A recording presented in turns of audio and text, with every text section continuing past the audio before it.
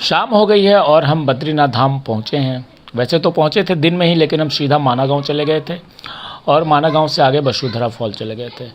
लेकिन अब शाम हो गई है तो हम सीधा बद्रीनाथ धाम मंदिर जा रहे हैं। रास्ते में ये पार्किंग वाली जगह है। भीड़ भाड़ यहाँ पे कम है, लेकिन हमें ऐसा लग रहा है कि बाज़ार में भीड़ कम है, मंदिर के पास भीड़ ज़्यादा होना चाहिए। बद्रीनाथ उत्तराखंड में चमोली ज़िले में स्थित एक हिंदू शहर और एक नगर पंचायत है। यह 11,204 फीट मीटर की ऊंचाई पर स्थित है। ये धाम काफ़ी सुंदर वातावरण है, यहाँ पे भीड़ कम है, जिसके कारण से काफ़ी आराम से हम जा रहे हैं। और बद्रीनाथ एक पवित्र हिंदू तीर्थ है जो अलकनंदा नदी के तट पर स्थित है। और बद्रीनाथ उत्तराखंड के हिमालय क्षेत्र में 3,415 मीटर की ऊंचाई पर स्थित है। यह ऋषिकेश से लगभग 301 किलोमीटर और दिल्ली से 525 किलोमीटर की दूरी पर है। बद्रीनाथ अगर आपको जाना है तो अगर आप हवाई जहाज़ से आ रहे हैं तो जॉली ग्रांट एयरपोर्ट आएँ, जो कि देहरादून में है। और अगर ट्रेन से आ रहे हैं तो नज़दीकी जो रेलवे स्टेशन होगा वो ऋषिकेश का होगा। हरिद्वार भी 324 किलोमीटर है, कोटद्वार भी 327 किलोमीटर है। उसके बाद आप बस या कैब से या अपनी गाड़ी से सड़क मार्ग के द्वारा आप आसानी से बद्रीनाथ पहुंच सकते हैं। बद्रीनाथ के लिए आपको बस जो है हरिद्वार, ऋषिकेश, देहरादून, देवप्रयाग, रुद्रप्रयाग, कोटद्वार, जोशीमठ, गढ़वाल, हर क्षेत्र से आपको बस की सुविधा उपलब्ध है। शाम का वक्त है, मंदिर की तरफ हम लोग बढ़ रहे हैं, क्योंकि हमने ये सोचा कि अभी शाम को एक बार मंदिर का दर्शन करेंगे। रात्रि विश्राम हमारा बद्रीनाथ धाम में ही है और सुबह में भी चल के स्नान ध्यान करके मंदिर में पूजा करेंगे। बद्रीनाथ धाम की एक खासियत है कि यहाँ पे हमें ज़्यादा पैदल नहीं चलना है। गाड़ी जो हमारी है वो मंदिर के आसपास तक पहुँच जाती है और काफ़ी ज़्यादा होटल, धर्मशालाएँ, टेंट हाउस यहाँ रहने की सुविधा है। तो बद्रीनाथ मंदिर की तरफ हम चल रहे हैं और ये जो आप सामने देख रहे हैं अलकनंदा नदी, बिल्कुल इसके तट पे ये मंदिर है बद्रीनाथ। एक चीज़ और ख़ासियत है, यहाँ पे गर्म कुंड है और गर्म कुंड में आप, ठंड है फिर भी आप स्नान यहाँ करेंगे तो अच्छा लगेगा। वैसे तो हम जून महीने में सफ़र कर रहे हैं बद्रीनाथ धाम की 10 तारीख के आसपास, लेकिन जो सही समय है वो सितंबर और अक्टूबर का समय है बद्रीनाथ धाम की यात्रा करने का, क्योंकि इस समय बद्रीनाथ धाम जाने वाले पर्यटकों और श्रद्धालुओं की संख्या मई जून की तुलना में काफ़ी कम हो जाती है, जिसकी वजह से होटल वगैरह को लेकर कोई तकलीफ़ नहीं होता है और बहुत ही आसानी से, वैसे अभी भी कोई तकलीफ़ नहीं है मई जून महीने में। जून 10 तारीख का हमारा ये सफ़र है, लेकिन मंदिर में दर्शन के लिए भीड़ काफ़ी लंबी लगी हुई है। लगभग 2 किलोमीटर की लंबी लाइन है। शाम के लगभग 7:30 हो रहे हैं और हम अभी आए हैं, सिर्फ मंदिर के पास ही हमारा होटल है, तो हमने ये सोचा कि एक बार मंदिर के दर्शन कर लेते हैं। अभी शाम को मौका लगेगा तो गर्म कुंड में स्नान भी कर लेंगे और मंदिर में पूजा भी कर लेंगे। और अगर भीड़ भाड़ ज़्यादा होगी तो अभी हम सिर्फ घूम करके और सुबह में फिर हम पूजा पाठ करेंगे। तो मंदिर के नज़दीक बिल्कुल हम आ चुके हैं और ये जो अलकनंदा नदी का जो तट है, इसी पे वो गर्म पानी का कुंड भी है। तो हमारी ये प्लानिंग है कि एक बार ज़रा देखा जाए नज़दीक से। काफ़ी रमणीक दृश्य है, काफ़ी सुंदर दृश्य है, यहाँ पे देखने में काफ़ी अच्छा लग रहा है और व्यवस्थाएं यहाँ पे जो हमें देखने को मिला वो काफ़ी अच्छा है। कोई धक्का मुक्की नहीं है, कोई भीड़ भाड़ नहीं है, आराम से लोग बैठे हैं, पूजा पाठ में मगन है। हर तरफ चौक चाबंद व्यवस्था है और बद्रीनाथ धाम आने के बाद काफ़ी सुकून मिल रहा है, क्योंकि काफ़ी लंबी पहाड़ी रास्तों से हम यहाँ पहुँचे हैं और यहाँ आने के बाद भीड़ कम है तो इससे और थोड़ा मन को सुकून मिला। ठंड काफ़ी ज़्यादा है और दूर दराज से काफ़ी लोग यहाँ पे आए हुए हैं, तो ठंड से बचने के लिए, और अगर गर्म कुंड में भीड़ कम है, अभी दिख रहा है, तो हमने ये सोचा कि एक बार गर्म कुंड में स्नान कर लिया जाए। धीरे धीरे हम गर्म कुंड की तरफ बढ़ रहे हैं। देखिए, गर्म कुंड में साबुन लगाना मना है और ये पानी देखिए कितना तेज़ गर्म कुंड से ये वापस निकल रहा है, क्योंकि कुछ लोग नहा रहे हैं और यहाँ पे धुआं धुआं हो रखा है। ये जो गर्म पानी से जो निकलता है वापस, तो वो निकल रहा है। ये गर्म कुंड है। ये वाला एरिया महिलाओं के लिए है, पुरुषों के लिए अलग व्यवस्था है। महिलाएं और पुरुष दोनों के लिए अलग अलग कुंड है, जहाँ पे अभी पूरा क्षेत्र खाली पड़ा हुआ है। बारिश भी बूंदाबांदी स्टार्ट हो गई है, तो इस बूंदाबांदी में अब हम ये पहले छुप करके बैठते हैं कि बारिश में भीग ना जाएं, क्योंकि ठंड इतना ज़्यादा है और ये पुरुष का कुंड है। तो पहले हम नहाइए, थोड़ा यहाँ पे नहा लेते हैं। कुछ लोग पूजा पाठ भी कर रहे हैं। हर कोई अपने अपने काम में व्यस्त है, लेकिन हमारा प्लान है कि नहा करके और मंदिर की तरफ चला जाए।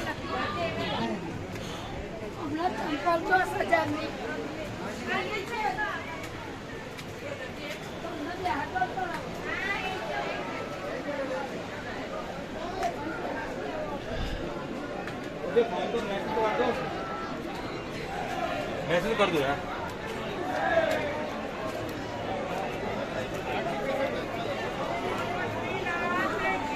जय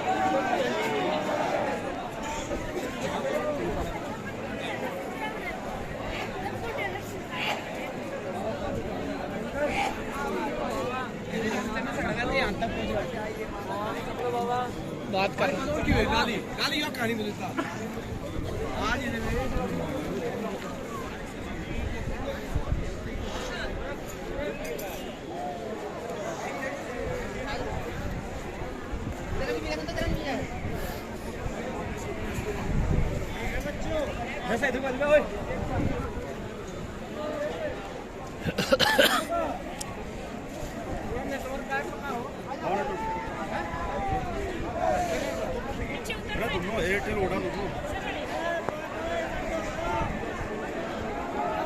बद्रीनाथ मंदिर हम आ चुके हैं और ये पीछे आप देख रहे हैं बद्रीनाथ मंदिर। और बद्रीनाथ यहाँ आने के बाद बहुत खुश हूँ, शब्द नहीं निकल रहे मुंह से, इतना ज़्यादा खुश हूँ। बस आप लोग देखिए, बारिश हो रही है, मुझे बहुत ज़्यादा अच्छा लग रहा है और मेरे पास आज शब्द नहीं है कि मैं इस जगह पे पहुंचा हूँ। सुबह हो गई है और एक बार फिर से हम निकल चुके हैं सड़कों पे। रात को हम बद्रीनाथ धाम के दर्शन करके आए थे, लेकिन रात को सिर्फ बाहर से दर्शन हुआ था। तो रात को तो हम अपने टेंट में वापस सो गए थे, लेकिन सुबह होते ही एक बार फिर से हम रात की बारिश के बाद अच्छी सुबह हुई है, धूप भी निकला है और हम फिर से अब मंदिर की तरफ चल रहे हैं। प्रॉपर तरीके से पहले गर्म कुंड में स्नान किया जाएगा और उसके बाद फिर हम पूजा पाठ करेंगे। लगभग सुबह के 8 बज चुके हैं, क्योंकि सुबह ठंड इतना ज़्यादा था। प्लान तो ये हमारा बना था कि हम सुबह करीब 4 बजे निकल करके चलेंगे, लेकिन रात को मुझे फीवर भी हो गया था, सर में दर्द भी था, जिसके कारण से हम लेट हुए और सुबह करीब हम 8 बजे चले हैं मंदिर की तरफ। और हमें ये पता है कि भीड़ भाड़ तो बढ़ गया होगा, लाइन लग चुकी होगी। और ये बैठे हैं, ये कंडी वाले, ये ले जाते हैं जो भी बूढ़े बुजुर्ग हैं उनको। और ये शॉर्टकट रास्ता है मंदिर की तरफ जाने का, जिसके द्वारा हम लोग मंदिर पे जा रहे हैं। अलकनंदा नदी अपने पूरे, और ये हेलीकॉप्टर अपने चक्कर लगाने चालू कर दिए हैं, क्योंकि कुछ श्रद्धालु जो हैं कि देहरादून से या अन्य जगहों से हेलीकॉप्टर से भी आते हैं। और आगे चाइना बॉर्डर भी है, यहाँ से आगे माना के बाद, तो सेना के भी हेलीकॉप्टर बराबर यहाँ गश्त लगाते रहे हैं। परंतु हम धीरे धीरे अपने मंदिर की तरफ चल रहे हैं। और जो बद्रीनाथ धाम का मंदिर है, ये काफ़ी खूबसूरत वातावरण यहाँ पे है। पहाड़ों के बीच कुछ एरिया है समतल, और उन समतल एरिया में गाड़ी लगाने के लिए, पैदल चलने के लिए काफ़ी अच्छी व्यवस्था है। काफ़ी ज़्यादा दुकानें हैं यहाँ पे, शांति है। कुछ जगहों पे तो इतना ज़्यादा भीड़ भाड़ हो चुका है कि वहाँ जा कर के आप परेशान हो जाएंगे, परंतु बद्रीनाथ धाम में आने के बाद आपको एक अलग अनुभूति मिलती है। बाज़ार में भी आप देख ही रहे हैं कि बहुत ज़्यादा भीड़ नहीं है, बहुत ज़्यादा पब्लिक नहीं है यहाँ। गर्म कपड़े की दुकानें हर जगह आपको देखने को मिल जाएगी, क्योंकि यहाँ गर्मी नहीं है, यहाँ ठंडी है। और हम नीचे से आए हैं तो हमारे इधर तो टेम्परेचर 45 डिग्री के आसपास है, परंतु बद्रीनाथ धाम में आते आते ये टेम्परेचर गिर करके 3 के 4 के करीब है अभी। तो इसलिए यहाँ पे गर्म कपड़ों की ज़रूरत हमेशा पड़ती है। धीरे धीरे मंदिर की तरफ हम बढ़ रहे हैं, और इन बाज़ारों को देखना एक अलग ही बात है। कई आश्रम हैं यहाँ पे, मानव कल्याण आश्रम और भी बहुत सारे आश्रम हैं जहाँ से कि आपको रुकने की, खाने की सारी व्यवस्थाएं मिल जाएंगी। तीर्थ स्थानों में ऐसा होता है कि कोई भी व्यक्ति न तो भूखा रह सकता है और न बिना सोए हुए रह सकता है। गरीब हो, अमीर हो, हर किसी के लिए यहाँ व्यवस्था है। और ये हमारे मित्र हैं जो कि सब हम लोग एक साथ, पहले हमने चारों धामों की यात्रा करी, गौमुख की भी यात्रा करी, और आज हम फिर से बद्रीनाथ धाम पे हैं। यहाँ की व्यवस्थाएं काफ़ी अच्छा है, और बद्रीनाथ धाम अपने आप में जो बड़ा 4 धाम है उसमें एक बद्रीनाथ धाम भी आता है। बद्री नारायण मंदिर ये 7वीं और 9वीं सदी में इसका निर्माण होने का प्रमाण मिलता है, और मंदिर के नाम पर ही इसके इर्द गिर्द बसे नगर को भी बद्रीनाथ ही कहा जाता है। जाड़ों की ऋतु में हिमालयी क्षेत्र का रुख मौसमी दशाओं के कारण मंदिर वर्ष के 6 महीनों अप्रैल के अंत से लेकर नवंबर की शुरुआत तक सीमित अवधि के लिए ही खुला रहता है। बद्रीनाथ मंदिर में हिंदू धर्म के देवता विष्णु के एक रूप बद्री नारायण की पूजा होती है। यहाँ उनकी 1 मीटर लगभग 3.3 फीट लंबी शालिग्राम से निर्मित मूर्ति है। और अब हम गर्म कुंड में आ गए हैं। सुबह सुबह भीड़ थोड़ा कम है। गर्म कुंड में पानी इतना गर्म है कि उसमें डायरेक्ट अगर आप चले गए तो लगेगा कि पूरा शरीर ही जल गया।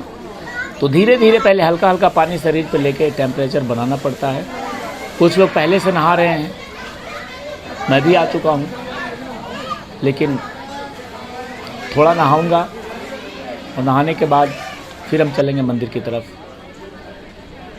स्नान हो गया है और यही सीढ़ी ऊपर मंदिर की तरफ जाती है, तो फटाफट स्नान करके पूजा पाठ करना है। और पूजा पाठ करने के बाद आज हम निकलने के भी सोच रहे हैं यहाँ से ऋषिकेश की तरफ, और भी कई जगह जाना है। तो पहले नहा लिए और अब मंदिर की तरफ चलते हैं। तो यह मंदिर उत्तर भारत में स्थित है और रावल कहे जाने वाले यहाँ के मुख्य पुजारी दक्षिण भारत के केरल राज्य के नंबूदरी संप्रदाय के ब्राह्मण होते हैं। बद्रीनाथ मंदिर को श्री बद्रीनाथ तथा श्री केदारनाथ मंदिर अधिनियम के नाम से जाने जाना लगा। 1939 में इनको जाने लगा था। विष्णु पुराण, महाभारत और स्कंद पुराण जैसे कई प्राचीन ग्रंथों में इस मंदिर का उल्लेख मिलता है। 8वीं शताब्दी से पहले आलवार संतों द्वारा रचित नलियर दिव्य प्रबंध में भी इसकी महिमा का वर्णन है। और बद्रीनाथ मंदिर, जहाँ यह मंदिर स्थित है, हिंदुओं का पवित्र 4 धाम के अतिरिक्त छोटे 4 धामों में भी गिना जाता है। और यह विष्णु को समर्पित 108 दिव्य देशों में से भी एक है। एक अन्य संकल्पना के अनुसार इस मंदिर को बद्री विशाल के नाम से पुकारते हैं, भीड़ काफ़ी ज़्यादा है मंदिर में दर्शन के लिए, आप देख रहे हैं बिल्कुल सामने। परंतु मंदिर के आसपास की जो छटा है वो अत्यंत ही सुंदर, अत्यंत ही मनोरम है। और ये अलकनंदा नदी मंदिर के बीचों बीच किनारे से ये जो बह रही हैं, एक साइड दुकानें हैं कुछ और दूसरी साइड मंदिर का पार्ट है। ये बीचों बीच, शहर के बीचों बीच कह सकते हैं। ये अलग ही एक माहौल है, सारी सुविधाएं यहाँ उपलब्ध है। और मैं आपको बता दूं कि इस मंदिर को बद्री विशाल के नाम से भी पुकारते हैं और विष्णु को ही समर्पित निकट 4 अन्य मंदिर, योग ध्यान मंदिर, भविष्य बद्री, वृद्ध बद्री और आदि बद्री के साथ जोड़कर पूरे समूह को पंचबद्री के रूप में जाना जाता है। ऋषिकेश से यह 294 किलोमीटर की दूरी पर उत्तर दिशा में स्थित है। मंदिर तक आवागमन सुलभ करने के लिए वर्तमान में 4 धाम महामार्ग और 4 धाम रेलवे जैसी कई परियोजनाओं पर काम चल रहा है। और यहाँ आने के बाद एक अलग ही अनुभूति हो रही है जो आपको दिख रहा है। इतना सुंदर और रमणीक वातावरण है, कभी कभी बीच बीच में हेलीकॉप्टर की आवाज़ और मंदिर के दर्शन, भगवान भक्तिमय माहौल। यहाँ पे आने के बाद तो ऐसा लग रहा है कि कभी हम यहाँ से जाएं ही नहीं, यहीं के हो जाएं। और भीड़ भी बहुत ज़्यादा नहीं है मंदिर में। ये मंदिर काफ़ी सजाया धजाया गया है और मैं अब इस मंदिर के प्रांगण में ही बैठूंगा कम से कम 2-3 घंटा, कुछ ध्यान लगाऊंगा, उसके बाद ही वापस जाऊंगा, क्योंकि अभी सुबह के सिर्फ 9 बज रहे हैं और 9 बजे अभी कहाँ जाऊँ मैं। तो आइए चलिए आप दर्शन कीजिए और मैं थोड़ी देर बैठ करके यहाँ पे ध्यान लगाता हूँ। आपको अगर मेरा ब्लॉग अच्छा लगता है तो आप ज़रूर चैनल को सब्सक्राइब करें। आपको मेरे ब्लॉग में ऐसे ही धार्मिक जगहों की और उत्तराखंड के साथ साथ पूरे देश के अन्य दर्शनीय जगहों की जानकारी लगातार मिलती रहेगी। तब तक के लिए जय बद्री विशाल, जय भारत।